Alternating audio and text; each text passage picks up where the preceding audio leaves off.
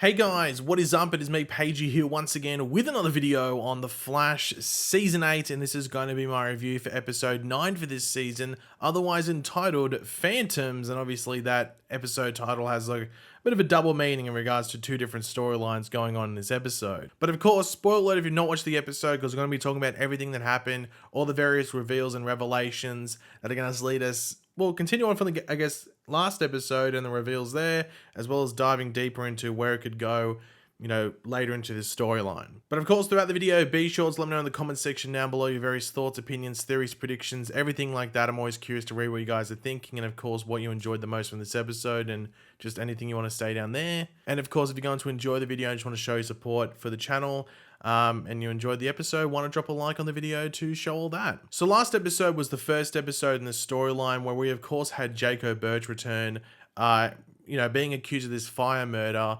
but he's not it. It's something else, it's something weirder, and it revolves around cold and nuclear fusion. And well, that's where this episode continues, doesn't it? So there's already two victims heading into this episode, both attached to the Irish pub. And they did a really good job, I think, last episode misleading us where we thought we were going to be dealing with more stuff around that bar, and that people associated with that bar were, potential victims of this flame creature. But it's just really a coincidence that those two people were dealt with in that episode. And I think they did a decent job also in the trailer for this episode, making us think that Frost was a target, at least for this specific episode, because that's not really the case at all. I think Frost will be a target probably in an episode, just based off who we know is returning. But at least in regards to this episode, they did a good job misleading us from the trailer. But in regards to this episode as a whole, I thought it was a solid one. I think it was, I don't know, I think it's probably the same level as last week's episode. I think last week's episode probably surprised a lot of people just because a lot of people thought it was probably going to be bad because Jacob Birch or I Want My Money was coming back. I'd say that episode and this episode are probably on the same level in regards to rating if you're going to rate it. I can't really distinguish them, say one's better than the other. At least at the moment, I probably have to watch this week's episode again. But I did like the tone and sort of horror feel that they went with this episode, and I think it sets up where this, just what the theme and feeling of this storyline will be, and also just making you second guess certain things as well. But we start off this episode with Iris and Dion. Dion shows up, where Iris is addressing the issues that she has been having, and there were people complaining about last week how they just sort of skipped over it, even though I think it's better because it should be like random and inconsistent, and even Iris sort of isn't really dealing with it in a consistent manner on the show, which makes sense because she wouldn't be dealing with it in a consistent way in real life. So that works. But yeah, she has this, meeting with Dion and just sort of just getting herself checked over to see if there's any issues. And she doesn't initially bring up to Dion what she's been going through, over the past few episodes that we've seen. And, Dion has nothing to suspect because he says nothing is wrong based off his scan. All is good. But then Iris brings up the issues we have seen with, skipping time after dinner with Joe. But Iris also brings up remembering the train station during the Armageddon events, which she shouldn't. The only one that should remember those Armageddon events is Barry, and even then, technically over time, they could wear off a bit. So she shouldn't remember that at all. Now, Iris asks about how she could have gotten this time sickness thing. Like, what the hell? Why am I being given this almost curse, I guess you could say, because I don't think you'd really want to have it. And Dion really doesn't know at that point in the episode. However, Dion does pick up some form of like mutation, I think was the word he used, within Iris, but isn't really overly sure what's going on. But he's going to look into it. And at the end of the episode, they come back to that. But I don't know, the fact that they're sort of stretching it out makes you think it's going to be a big plot point, whether it's just Iris as a character and what happens with her, or even just other elements of this season. But we do go back to Star Labs, where we are continuing on with the, the case from last episode. It'd be weird if they just moved on. And they're just trying to figure out what the next step is in this process, because they have really no other leads, in regards to who's killing these people outside of the whole cold fusion, nuclear fusion, hint. And, there's also no Caitlin in hand due to her being spontaneous with Marcus, which is a bit unprofessional, but I think it's just so they can have Frost there in a consistent manner. I think it's just one of those TV things, and also how they've set up Caitlin and Frost being different entities and two separate people on the show. This is just a, consequence of doing that. So Caitlin's just randomly off, even though I don't think Caitlin actually would just randomly be off, but that's the way they're doing it now, just because I guess they have to make this work. However, Chester has conjured up a cold fusion alarm sort of device thing, which will alert them when the serial murderer is in action. Though, it only gives the alert once they activate their powers, so sort of like the time frame is quite short for Barry to intervene, so Barry's got to be on alert, pretty much 24/7 from this point onwards. Now, we also have Sue coming back in this episode, which we didn't know based off the trailer or anything else. We only knew based off the promo images for this episode. So if you didn't see the promo images, this would have been a big surprise seeing Sue. So she's back, where she mentions this metahuman in Coast City that is walking through walls. Now, the only thing that's a bit of an issue based off what they say here is that Central City was always sort of like in earlier seasons, I think was set up to be on the West Coast. I think that's they sort of like played off as that it's on the West Coast or near it. And they make it that like Central City is just, I guess, where it is normally, which I think is in Ohio, I think. Or I can't remember where it is exactly, but it's in like, it's not near one of the, it's not on the coast in the comics. It's like in middle America. I think it might be like Ohio or something like that. Can't remember exactly where it is. Cincinnati might be, I don't know, it might be Cincinnati. Can't remember exactly where it is, but it's in like that area in the actual DC Comics universe. But in previous seasons of The Flash, they sort of had them on the coast, like they had a beach and everything. So it's a bit inconsistent due to that. But anyway, Coast City, they're going to, making it seem like it's really far away, even though it should be really close based off what they've said previously. But there's this metahuman there that can walk through walls, and they're being called the Coast City Phantom. Now, Iris takes the opportunity for a scoop, though it seemed like the getaway and 5-star hotel that Sue and her would be staying in was sort of the main attraction.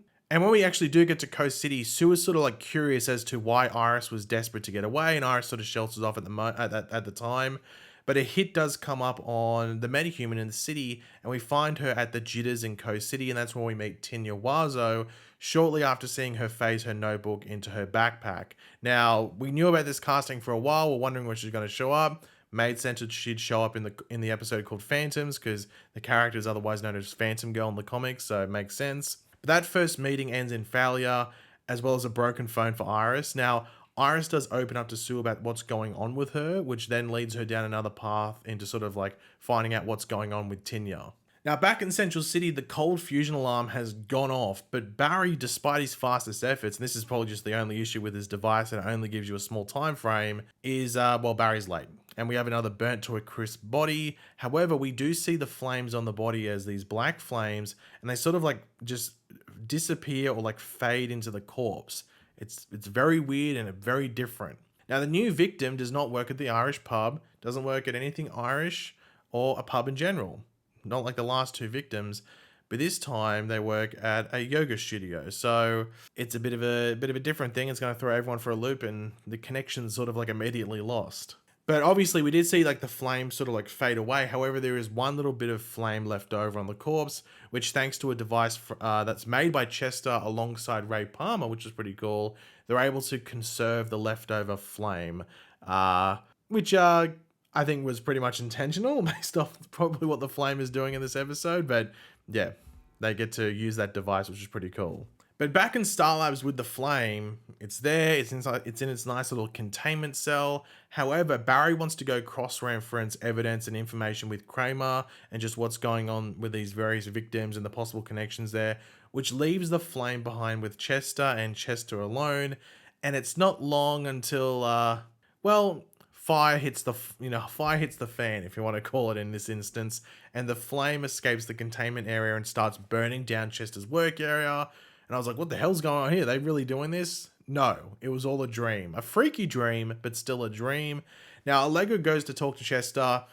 This was really an episode where they tried to drive the romance further. Still don't know if anyone's feeling it. I'm not feeling it. The chemistry is not there, but they're pushing along with it despite everyone's cries for them not to. It's like just yelling into a void and not towards anyone. They really want to make this happen, apparently. Don't know why, but they're doing it. But the flames saved us from another Allegra Chester scene by escaping again. Thank you, Flame.